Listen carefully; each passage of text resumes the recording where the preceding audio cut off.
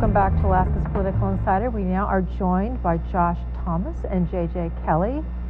So you guys have had a number of adventures that you decided to film. This one screening is Go Ganges. Mm-hmm. Why did you pick the Ganges? Why? Where did that come from? We kayaked from Alaska to Seattle in pygmy boats, homemade boats that Josh put together. Paddle to Seattle. And then we felt somewhat comfortable with our wilderness adventure. And we said, what if we took those skills to a body of water that could have been wilderness and was at one point, but now is home to the largest population of people on the planet. You guys were at the source, in the Himalayas, at the glacier, physically in the water.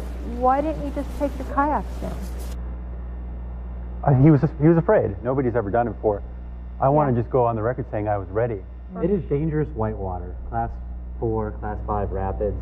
But you're used to that. Well, he could go on for a while about savvy. this, so you may want to just cut him off. But it's still like, we don't like to take things too extreme. We want to survive. You got to back up a little bit. You say you don't want to take things too extreme, but you're in traffic in Calcutta in a rickshaw.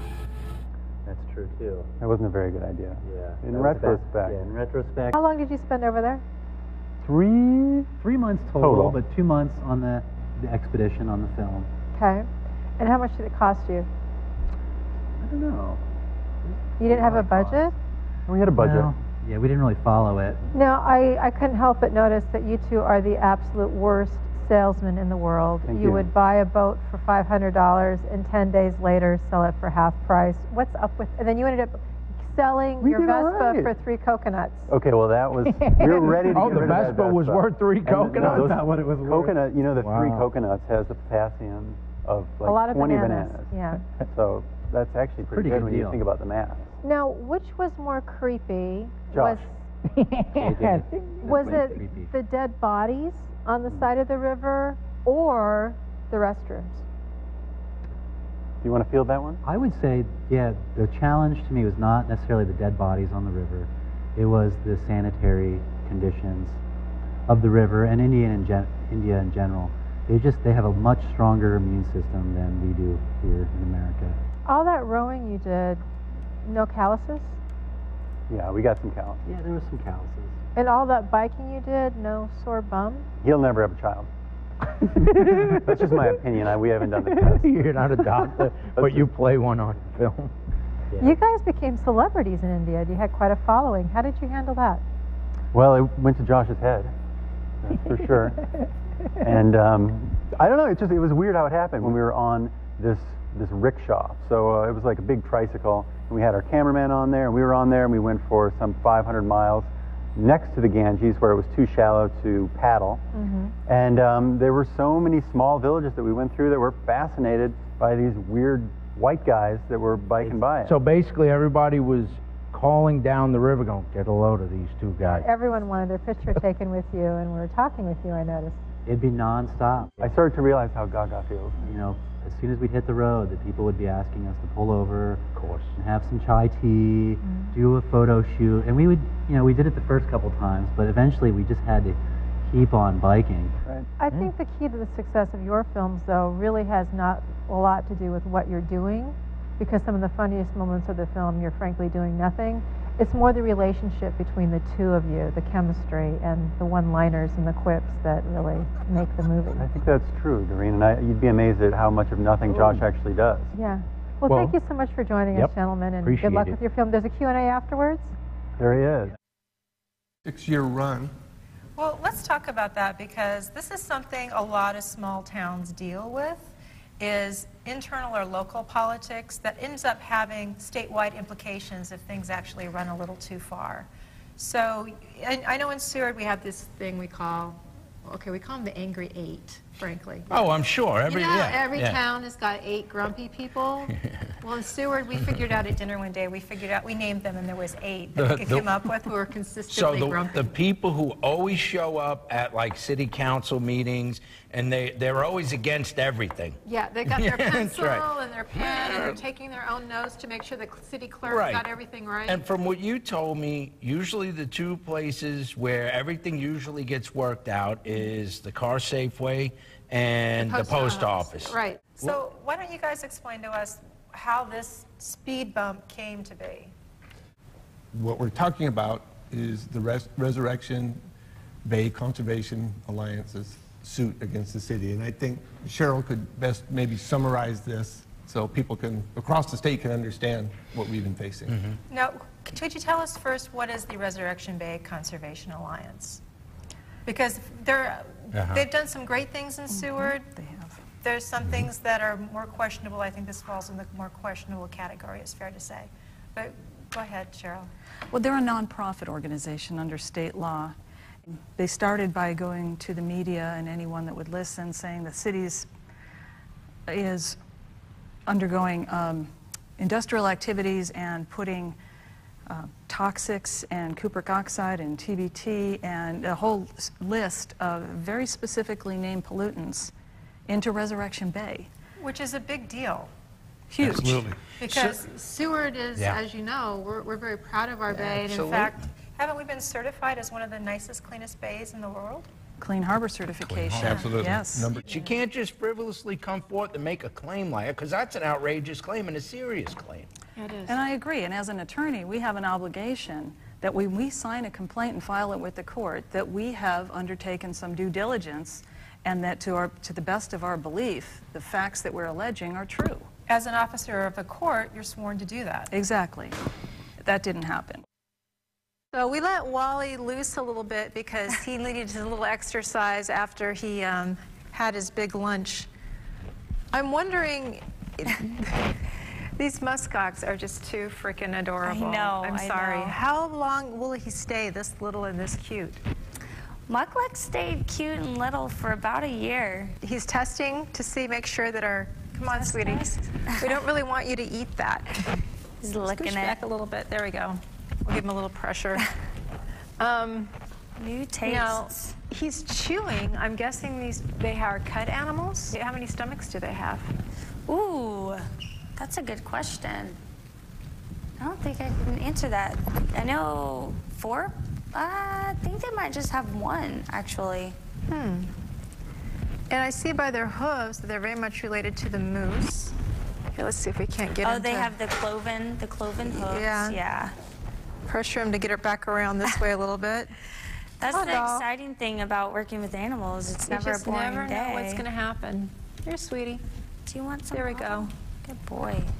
September of last year, I was in a yoga class, doing yoga, and... Because Kelly is one of the most healthy people I know. She actually drug me to yoga several times. And And you Definitely too? a great poster child for awareness because of her ability to maintain her health, no question. right. So as I was unsuspecting at a yoga class, I had a seizure. A tonic-clonic or a grand mal seizure in the middle of class, which I don't remember having. I woke up, or came to consciousness anyway, in an ambulance on my way to the emergency room. The class turned out to be a really good place to have a seizure, all things considered. Absolutely. It was a Friday evening class full of probably just about 50 people, where I was taken care of by a physician's assistant, a traveling nurse, an anesthesiologist, and a woman whose brother had grown up having seizures, so everyone knew exactly what to do. So she's pretty blessed that way. Yes. I could have been in my car, I could have been injured, I could have injured someone else. Yeah. Right. I could have been alone and woken up not remembering what happened. So I was nervous. very fortunate to have it happen there. So you get to the hospital, and take me through that process. At the hospital, I was given a neurological exam, a CAT scan, everything, but everything came up clean. They didn't see anything wrong with me. They referred me to a neurologist for follow-up, and I went home. My tumor wasn't visible on CAT scan, and so this happened on September 2nd, so I didn't rush out to the neurologist right away, and it took me about 10 days to get in to see him. Again, he gave me a normal neuro exam, but just wanted to schedule an MRI to make sure everything was okay. So again, I didn't rush to get the MRI. That was about another week, and that happened on the 20th of September, and within 2 hours of me having the MRI, he was on the phone. That is the insidious invader. The neurologist actually originally thought that I'd had a stroke. And so he referred me for some additional testing, but it just so happened that that day or the next day, actually. I had sent that particular picture, which is just actually a picture I took with my iPhone of my computer screen. You gotta love Thank heavens for iPhones. technology. Yes. And I had sent it to my husband's office, and he got it, so he was looking at it, and it just so happened that a radiologist who's a friend of his stopped in that day and looked at it and said, without a doubt, that is not a stroke, that is a brain tumor, and she needs to be in this office seeing this doctor right now. And who did you go see? Dr. Estrada Bernard. And how would that experience go? My MRI was on the 20th. I saw Dr. Bernard on the 23rd, which was a Friday, and they operated on me on the following Tuesday, the 27th. That's pretty amazing. Yeah, that is. It's pretty amazing when you think of from the moment I was actually had a seizure to having it removed. It was a relatively short time period.